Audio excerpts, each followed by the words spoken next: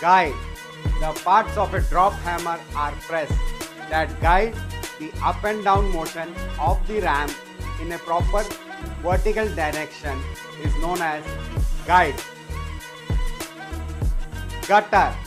A shallow impression machine around the periphery of a forging die impression outside the flash land that acts as a reservoir for the excess metal to flow.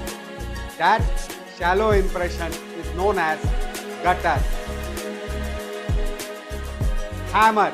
A machine that applies a sharp blow to the work area through the fall of a ram onto an anvil.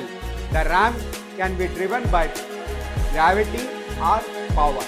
That ram, the whole machine is known as hammer.